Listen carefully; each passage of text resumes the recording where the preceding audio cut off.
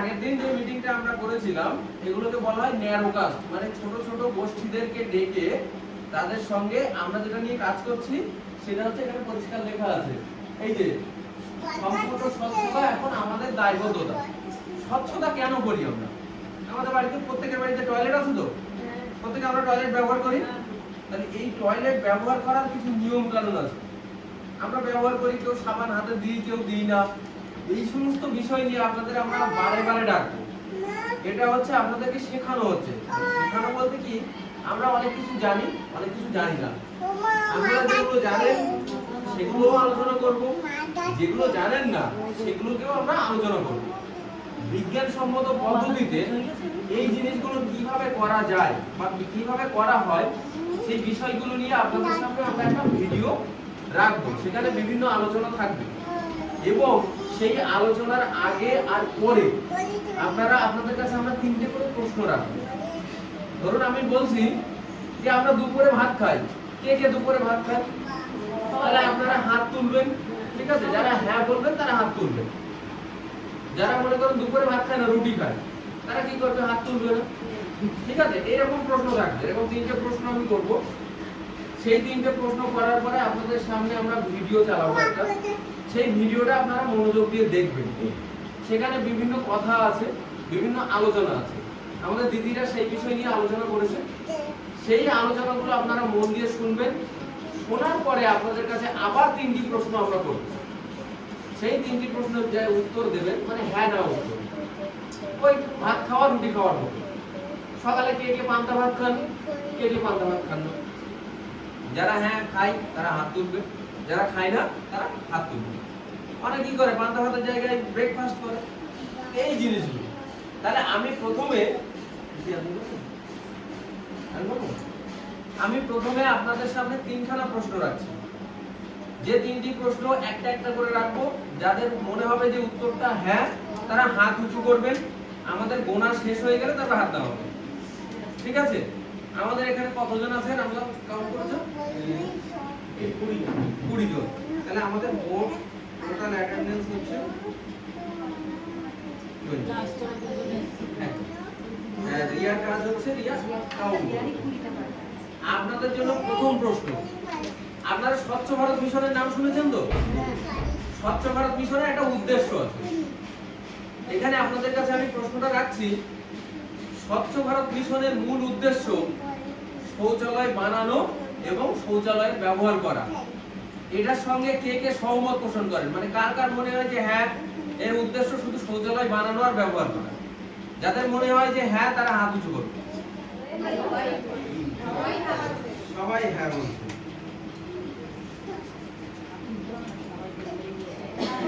এবার আপনাদের জন্য দ্বিতীয় প্রশ্ন।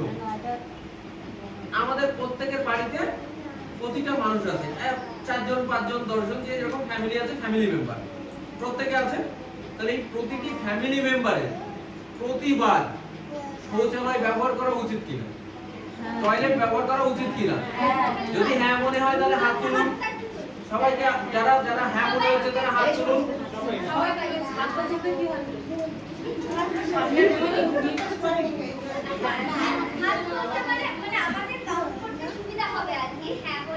আচ্ছা, এবার তৃতীয় প্রশ্ন। আমরা ছোটবেলায় দেখেছি, আপনারাও দেখেছেন, মাঠে ঘাটে টয়লেট করতো, পায়খানা করতে মাঠে ঘাটে যেত। আপনাদের কি মনে হয় মাঠে ঘাটে টয়লেট করলে স্বাস্থ্যের ক্ষতি হয় এবং পরিবেশ দূষণ হয়? এটাকে কি আপনাদের মনে হয় যে হ্যাঁ, টয়লেট করলে স্বাস্থ্যের ক্ষতি হয়? ক্ষতি হয় না? হয় না? হাত উঁচু করতে হবে। মাঠে ঘাটে পায়খানা করলে কি শরীর স্বাস্থ্যের ক্ষতি হয় নাকি পরিবেশের ক্ষতি হয়? তাহলে হাত তুলতে হবে। হাত তুলুন, যারা হ্যাঁ বলছেন তারা হাত তুলুন। এবার দেখুন, আপনারা সবাই বলেছেন যে ক্ষতি হয় এবং কি হয়, রোগের প্রকোপ বাড়ে। মাঠে ঘাটে টয়লেট করলাম, বৃষ্টি হলো, সেই জল মিশ্র খাওয়ার জলে, পুকুরের জল নোংরা হলো এবং জীবাণু সংক্রমণ হলো। সেই জল কোনো না কোনো ভাবে আমাদের পেটে গেলে আমরা সংক্রমিত হয়ে রোগাক্রান্ত হয়ে পড়ি। এটা হলো আপনাদেরকে এই প্রোগ্রামটা শোনানোর আগের প্রশ্ন। ঠিক এই প্রশ্নগুলোই আমি পরে করব প্রোগ্রাম শেষ হওয়ার পরে, ঠিক আছে? তখনও আপনাদেরকে হাত তুলে উত্তর দিতে হবে। তাহলে চলুন আমরা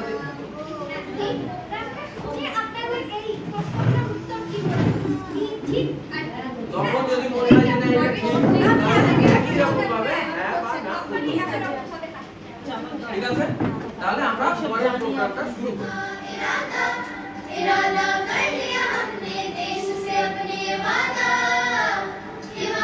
कर लिया हमने स्वच्छ भारत का इरादा कर लिया हमने देश से अपने वादा। নমস্কার শ্রোতা বন্ধুরা, এই যে সঙ্গীতটি আপনারা বিগত 10 বছর ধরে শুনছেন, বিভিন্ন শহর, গ্রাম, শহর, প্রতিটি লোকালয়, এমনকি সব জায়গায় নিয়মিত আমরা শুনছি। এই সঙ্গীতটি সেই দিনটিকে আমাদের স্মরণ করিয়ে দেয় যখন আমাদের প্রধানমন্ত্রী লালকেল্লায় দাঁড়িয়ে স্বচ্ছ ভারত মিশন শুরু করেছিলেন। কি করে আমরা 2014 সালে সেই দিনটিকে উপকারী হলো, যেদিন মাননীয় প্রধানমন্ত্রী শ্রী নরেন্দ্র মোদী লালকেল্লায় দাঁড়িয়ে বলেছিলেন, স্বচ্ছতা শুধুমাত্র একজন মানুষ বা একটি পরিবার বা একটি গ্রাম অথবা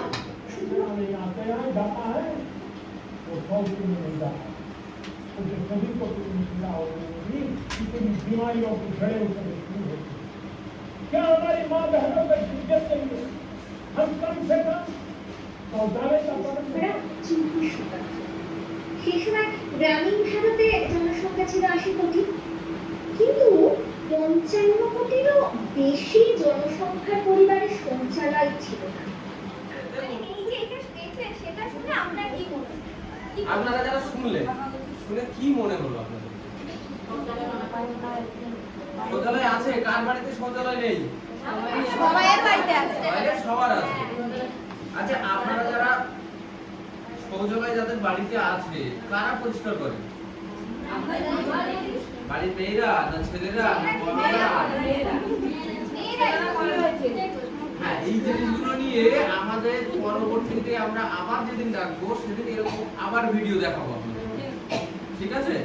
ভিডিও দেখিয়ে সেখান থেকে এরকম প্রশ্ন থাকবে এবং আপনাদের নিয়ে একটা বড় লেভেলের প্রোগ্রাম হবে, সেখানে কিন্তু আপনাদের উত্তর দিতে হবে। তখন কিন্তু ভুল উত্তর দেবেন না।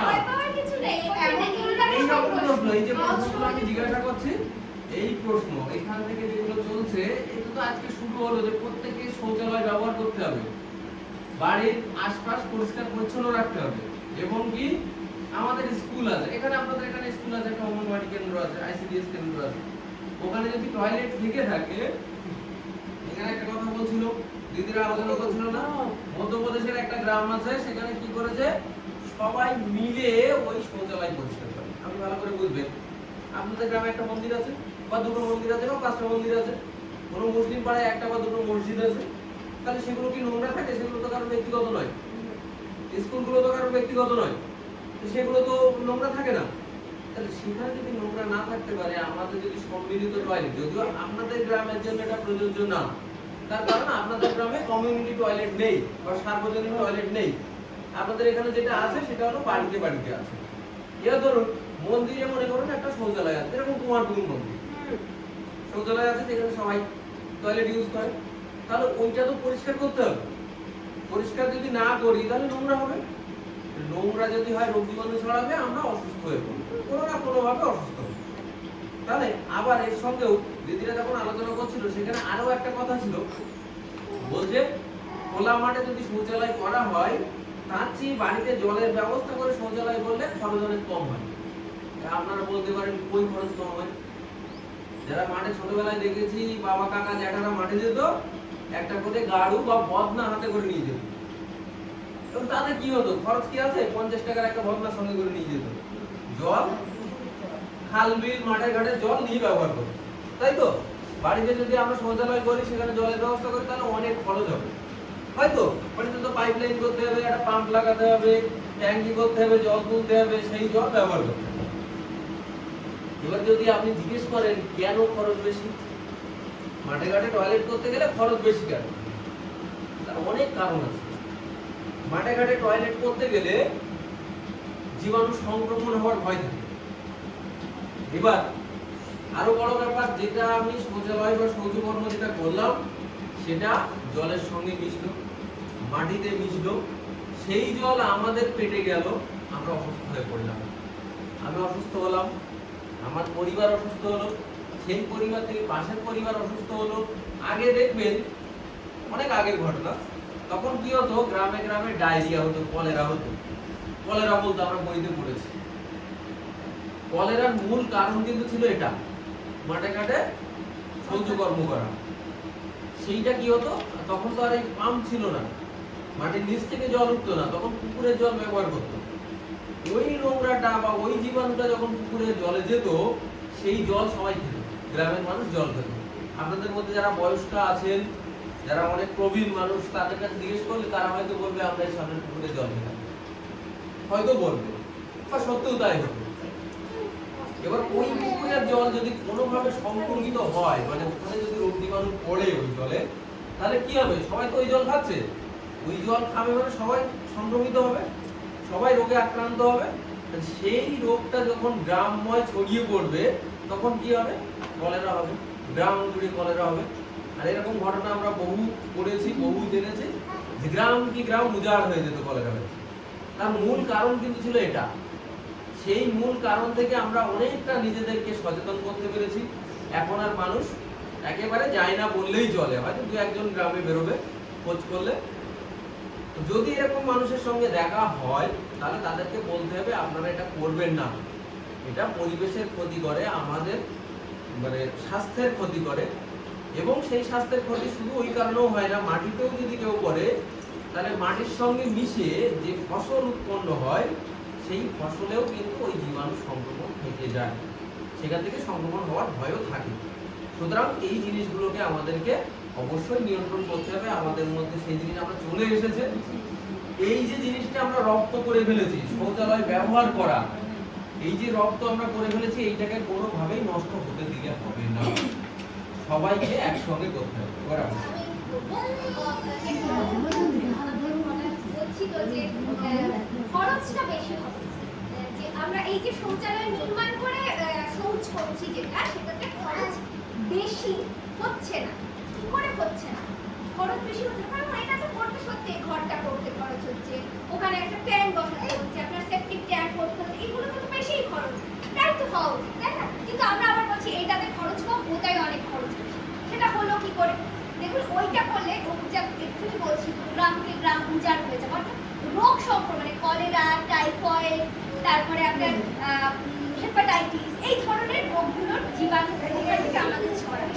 তো এই যে আমার বাড়িতে ধরুন কারোর রোগ হলো, তাহলে আমি কি তাকে ওই বাড়িতে ফেলে রাখবো? কিছুতেই না। আমি কি করবো? ডাক্তারের কাছে নিয়ে যাবো, ওষুধপত্র কিনবো, তাহলে ডাক্তারের একটা ফিজ আছে, ওষুধপত্র কিনতে একটা সময় লাগবে, আর সময় খালি না, পয়সা লাগবে। আবার ধরুন পরীক্ষা নিরীক্ষা করতে, তাই ডাক্তার এখন গেলেই পরীক্ষা নিরীক্ষা করতে দেবে, তবে তো ঠিক ওষুধটা দেবে, তো সেটাতে আমার খরচ হবে। এবার ধরুন যার হলো, সে কিছু না কিছু আয় করে, কিংবা আপনার বাড়ির শিশুদের যদি হয়ে থাকে, শিশু স্কুলে যায়, সে কিন্তু স্কুলে যাওয়াটা ওই কদিন স্কুলে গেল না, পড়াশোনার হারটাও কমে গেল। আবার যে বড় বয়স্ক মানে ভদ্রলোক বা ভদ্রমহিলা যারা কাজে যাচ্ছে, তারা কি কাজে যেতে পারবে? অসুস্থ থাকলে যেতে পারবে না। দেখুন, এক তো ওষুধের জন্য খরচ হচ্ছে, তারপরে কিন্তু আবার এই যে কাজে যেতে পারছে না, তার জন্য যে কাজ করাচ্ছে সে তো বসে বসে আপনাকে পয়সাটা দেবে, তাহলে সেখানেও আপনার ক্ষতি, মজুরিটাও আপনি পাচ্ছেন না, আপনি ওখানে অ্যাবসেন্ট হচ্ছেন, মজুরি পাচ্ছেন না। তাহলে এই সব কিছু আমরা যদি মিলিয়ে দেখবো সামগ্রিকভাবে, তখন দেখবো কিন্তু ওই যে খোলা মাঠে শৌচ করতে গেলে অনেক বেশি খরচ হয়ে যাচ্ছে এই বাড়িতে শৌচালয় ব্যবহার করা থেকে। তো এটা পলাশ বলছিল, আমি সেটাকে একটু বিস্তারিতভাবে আপনাদের সামনে বললাম। এইবার আমরা চলে আসবো ঠিক প্রথমে যে তিনটে প্রশ্ন করেছিলাম, সেই তিনটি প্রশ্ন আবার আপনাদেরকে করব। প্রথম প্রশ্ন, স্বচ্ছ ভারত মিশনের মূল উদ্দেশ্য কি শুধুমাত্র শৌচালয় নির্মাণ আর ব্যবহার করা? আপনাদের কি মনে হয়, হ্যাঁ নাকি না? যদি হ্যাঁ মনে হয়, তাহলে হাত উঁচু করতে হবে। কতজন হাত উঁচু করছে দেখো? সকলে কি এতে রাজি? সবার কি মনে হয়? হ্যাঁ। এবার দ্বিতীয় প্রশ্ন, প্রত্যেকের মানে বাড়ির প্রত্যেকের প্রতিবারেই শৌচালয় ব্যবহার করা উচিত, হ্যাঁ কি না?